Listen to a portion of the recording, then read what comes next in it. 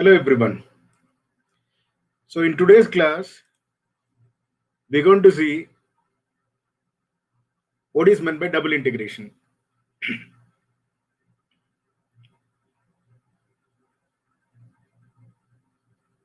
So what is meant by double integration? Let us consider a function f of xy dependent on x and y, which is defined over the closed domain D, and in fact this is a continuous function. So it is defined over closed domain D. So this region, I'm saying it as D. Here your x-axis varies from A to B and y-axis varies from f1 of x to f2 of x, right?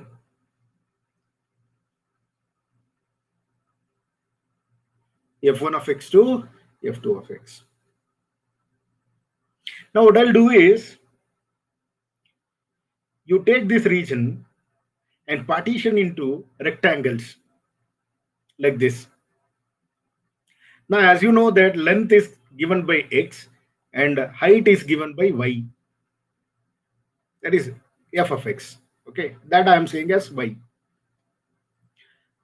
Now see here, suppose if I consider this rectangle, okay, if I consider this is my ith rectangle. If I assume it as ith rectangle, then the rate of change of x from here to here, this length, I'm calling as delta xi. So this length is delta xi. This length I'm calling as delta xi. Here x-axis length will be something, here x-axis length will be something. Distance between those two gives you delta xi. Similarly, height, right? This is some y-axis value and this is some y-axis value. Their distance from here to here, that I am calling as delta yi. So suppose this is ith rectangle, then length of this rectangle is delta xi, height of this rectangle is delta yi. So assume that I made n such rectangles, each are having length delta xi and delta yi. So suppose if it is first rectangle, then delta x1, delta y1, first rectangle. For a second rectangle, delta x2, delta y2, like that. Having equal area. Okay. Now, from this picture itself, we came to know that, we can identify that it's not possible to cover all of this region. So let us increase the number of rectangles. How? See, assume that initially we have assumed there are n rectangles are there.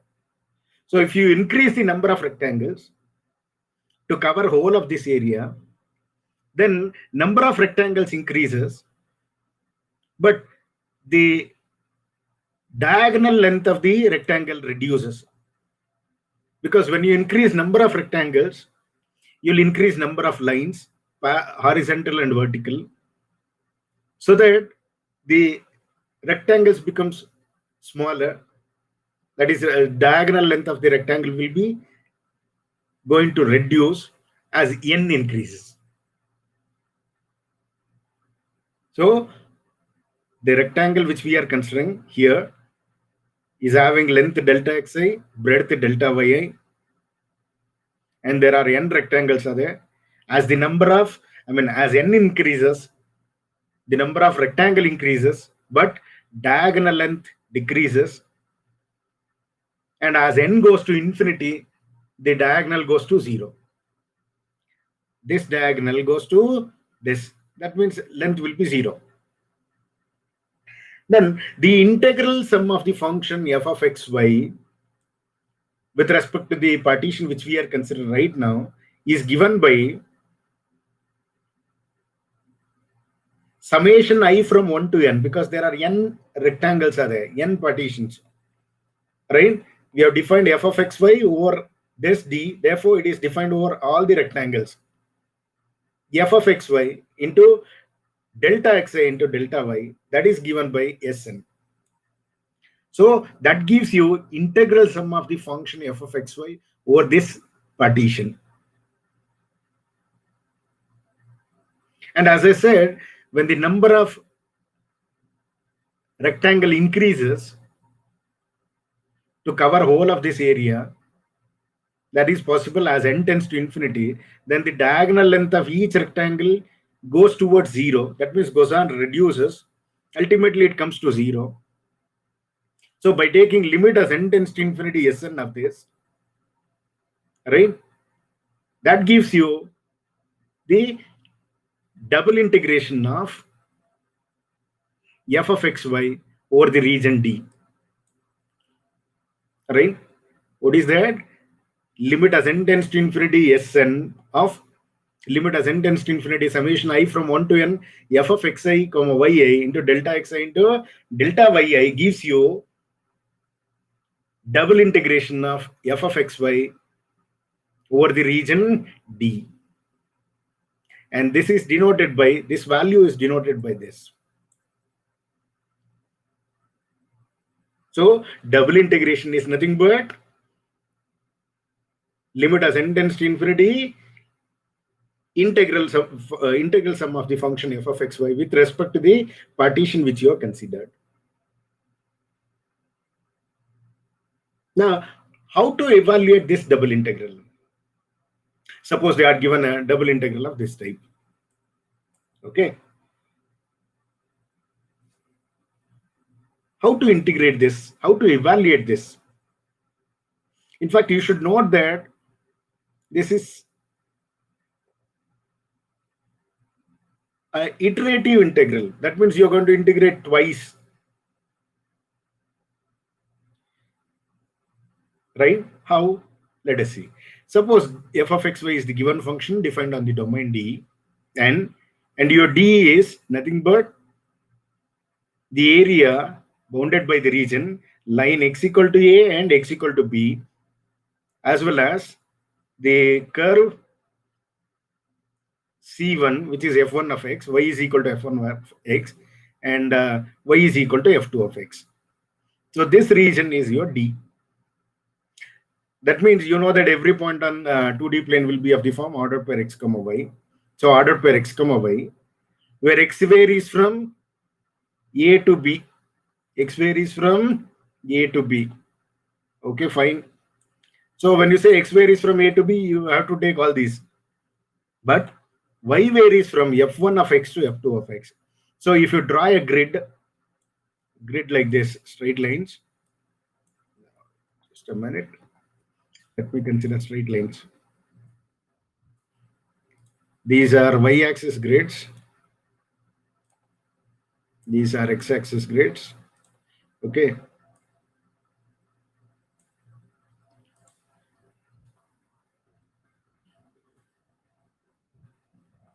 Like this.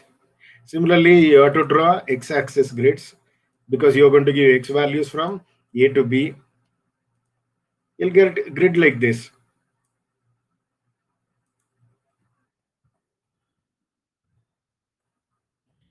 Go on writing till here.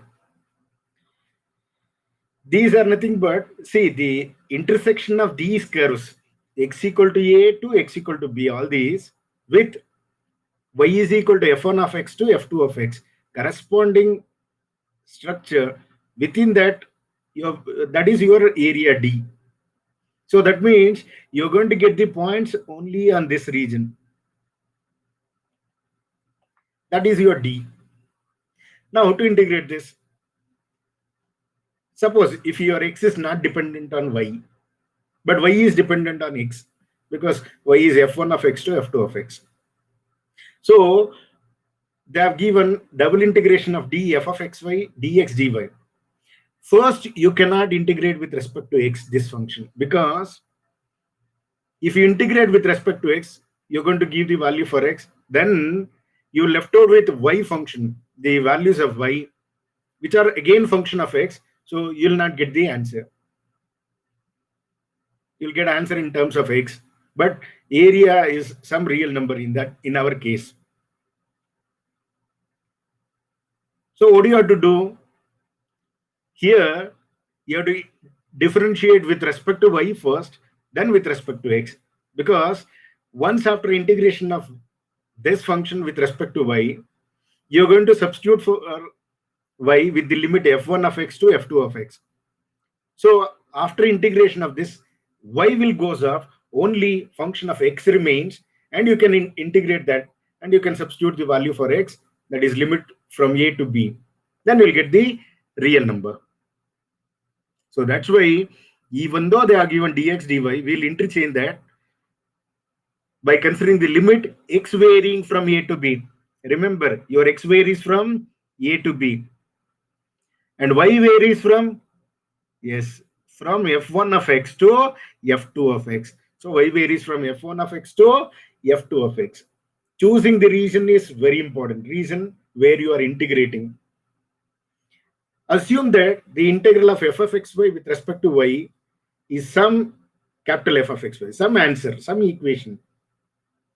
Then apply the limit for this, right? Integrated, apply the limit. Here, this is a integration constant because I have written indefinite integral, but here it is a definite integral. So apply the limit. If you apply the upper limit, you will get f of x comma f2 of x minus f of x comma, you substitute y by f1 of x. So this is a function of x only. Now you can integrate this one by ordinary definite integral techniques, because this has reduced into a ordinary definite integral.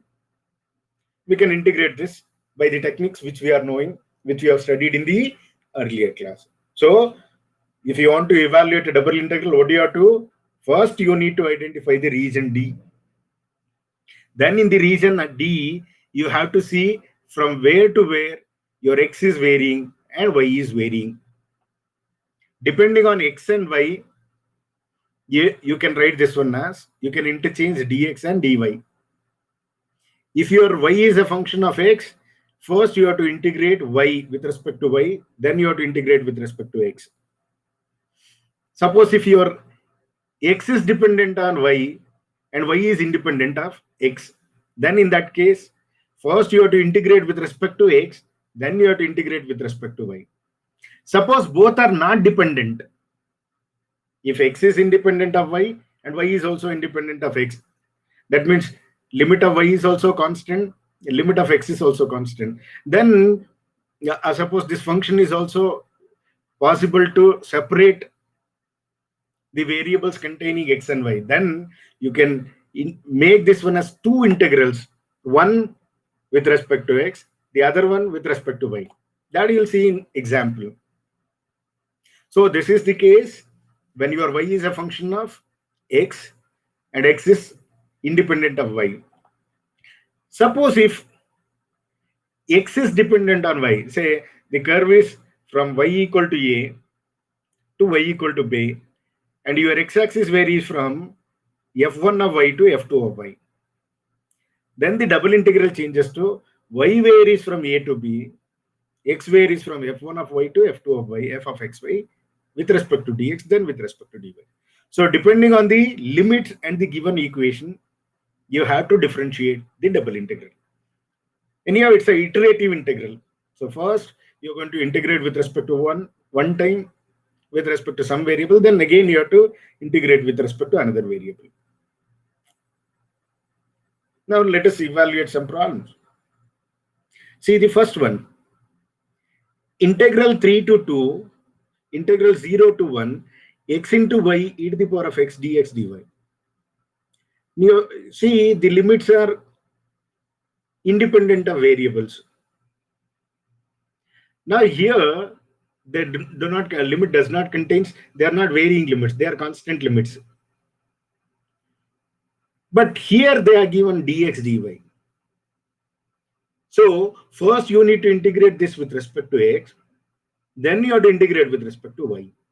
So this limit from 0 to 1 is the limit for x, because first you have to integrate with respect to x, then this limit is for y, because you have to integrate after that with respect to y.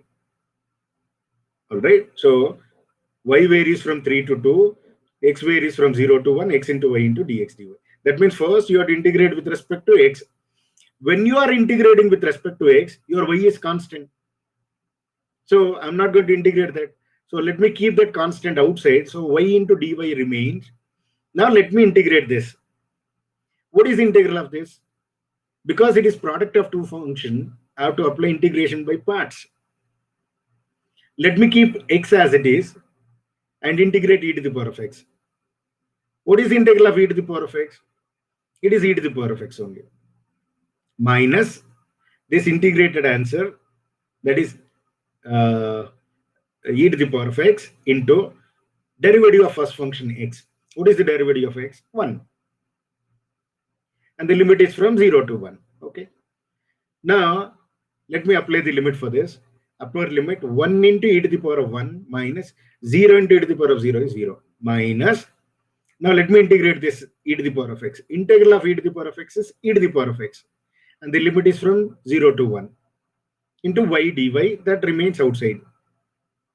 Now, this is e minus 0.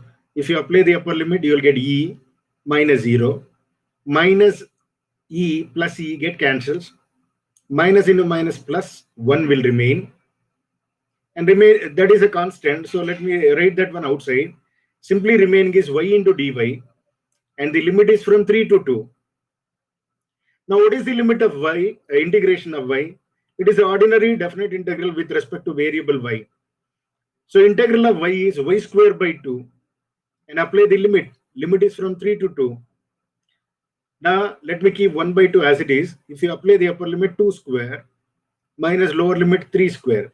2 square minus 3 square, which is 4 minus 9 minus 5 by 2. That is your area of this integral, double integral. Right? That is the surface area of the double integral. Now, let us see one more problem.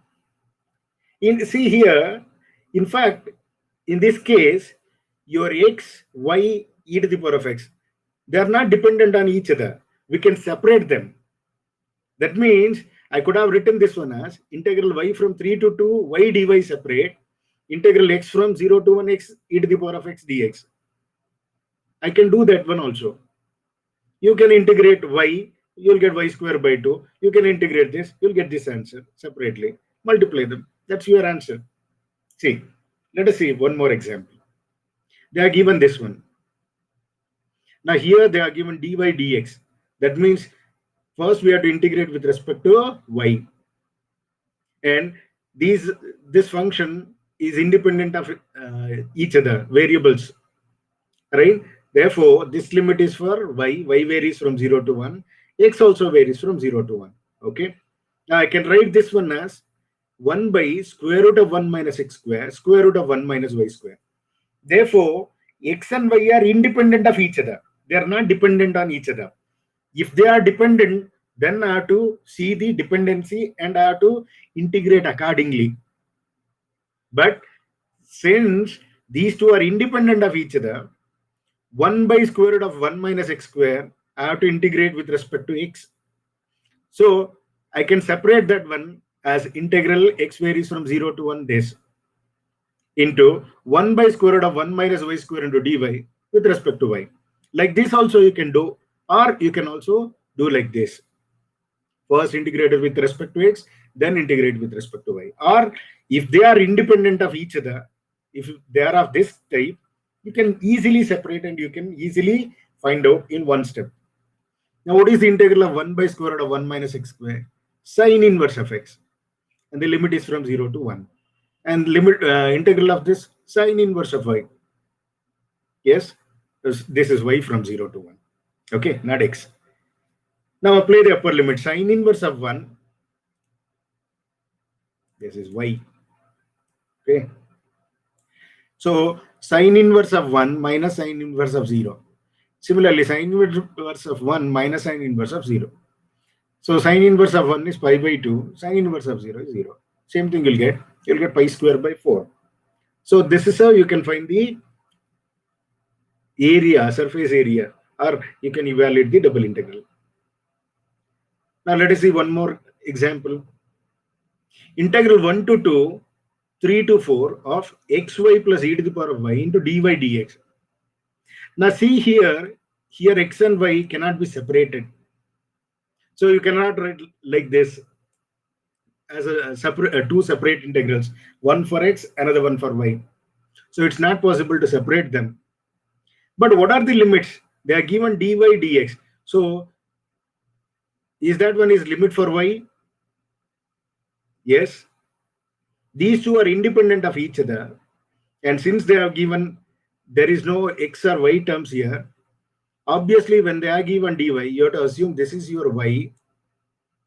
Y varies from 3 to 4 and x varies from 1 to 2. So first you have to integrate with respect to y. First you have to integrate with respect to y. When you are integrating with respect to y, your x is constant. So let me keep x as constant. What is the integral of y? Y square by 2 plus what is the integral of e to the power of y? E to the power of y only. And the limit is from 3 to 4, substituting into dx. Okay. Now x varies from 1 to 2. X by 2 is constant. Let me keep that one as it is. This is only for y. Now substitute for y. 4 square minus lower limit 3 square plus for this upper limit 4 e to the power of 4 minus lower limit 3 e to the power of 3 of dx. Now 4 square is 16 minus 9, which is 7. So 7x by 2 plus this. Now this contains only terms involving independent variable x. Now integrate this one. What is the integral of this? 7 by 2 is constant. Integral of x is x square by 2. This is constant, e to the power of minus e to the power of 3. So 1. If there is nothing, then 1. What is the integral of 1? X. And the limit is from 1 to 2. Limit is from 1 to 2. Apply the upper limit. 7 by 2 into 2, 4 is constant. That will remain. Now put x equal to 2. So you will get 2 square minus lower limit 1. 1 square. Plus e to the power of 4 minus e to the power of 3 into upper limit 2 minus lower limit 1. Now if you simplify this, you'll get this much. So depending on the function and the limit, you have to solve the problem. Now let us see one more example. Evaluate line integral 0 to 1, line integral 0 to 1 minus x, xy into dx dy. So this is there given. Okay. Now see here, in the limit, you are having variable term 1 minus x. So if this is 1 minus x, then clearly you have to assume this one as y. If the limit contains x, then you have to assume this one as y. If the limit contains only y, then you have to assume that one as x. Now since here these two limits are not independent, one is dependent on the other variable. So this will be y varying from 0 to 1 minus x, and this will be limit for x. Though they are given dx by dy, you should not take this one as x. If you take this as x, see x varies from 0 to 1 minus x. That is not possible, right? So you have to eliminate the variable. For elimination, first you have to consider the one which is having varying limit. Since this contains x, I have to take this one as y, though they are given dx dy. So y varies from 0 to 1 minus x, xy into. Now you have to interchange this dy to dx, dx to dy, because we cannot integrate x first. If you integrate x first, then you'll get a definite limit for x. But when you integrate y, you're left out with x. So in the answer, you'll not get a real number. You'll get some equation in x. That's the reason. So you have to assume y varies from 0 to 1 minus x, xy into dy dx. So first you have to integrate with respect to, here also it's not possible to express this one as two separate integral, though x into y is there. Why? Because your y is dependent on the x, If you separately integrate, x varies from 0 to 1, x into dx, one equation, y into dy, this. In this, you will get x and x will left out. That's the reason. First, you integrate y. Don't separate when you are having variable limits. Don't separate the double integration as two separate integral. So y varies from 0 to 1 minus x. Now x is constant, that will remain as it is. Okay. What is integration of y? Y square by 2, and the limit is from 0 to 1 minus x. But x by 2 is constant. Let me keep that one as it is. Apply the upper limit. You'll get 1 minus x whole square minus lower limit 0. Now expand this. You'll get this. Multiply this by x. 1 by 2 is constant. Let me write that one outside. So x plus x cube minus 2x square. Now this is a function in x only. So I can integrate with respect to x. If you integrate with respect to x, what is integral of x? Oh, sorry. This is not the correct answer. Because integral of x is what? X square by 2. X square by 2. Plus, what is integral of x cube? It is x to the power of 4 divided by 4 minus, what is integral of x cube? X square, x cube by 3. X cube by 3. And what is the limit? Limit is from 0 to 1. Multiply this by 1 by 2. That is the integral of this. Now if you substitute 1, this is 1 by 2, 1 by 4 minus 2 by 3. Because when you give limit 0, 0, 0, 0 will come. So 1 by 2 plus 1 by 4, right? That is 3 by 4 minus 2 by 3. Take LCM for that, right? You'll get the answer. And simplify and write out. This is not correct. This is wrong, right? Now, similarly, evaluate integral 0 to 1, 0 to y square e to the power of x by y into dx dy. Now, in the limit, this limit contains y. That means you have to assume this is the limit for x. So your x varies from 0 to y square e to the power of xy. And this is the limit for y. So depending on the limit, variable limit, you have to choose the independent variable. That is, whether it is limit for x or y. Depending on that, you have to choose. Now, dx dy itself is there. Yes, no problem at all. We are going to integrate with respect to x only. Because this function contains x and y, and the limit also contains y. So we cannot separate this integral. So we have to integrate with respect to x first. So let us integrate with respect to x first. When you are integrating with respect to x, you should note that your y is constant. So here 1 by y is constant. What is the integral of e to the power of ax? It is e to the power of ax only, divided by coefficient of x that you need to write. That's a standard formula. So similarly, what is the integral of e to the power of this? E to the power of x by y divided by, what is the coefficient of x? Coefficient of x is 1 by y, because 1 by y is constant. So divided by 1 by y you have to write. And the limit is from 0 to y square. If you send 1 by y to numerator, that becomes y into, because y is a constant, I'm writing outside. Now apply limit for x. Put x equal to y square in this. You'll get e to the power of y square by y minus, put x equal to 0, e to the power of 0 by y. E to the power of y square by y is e to the power of y minus e to the power of 0 is 1.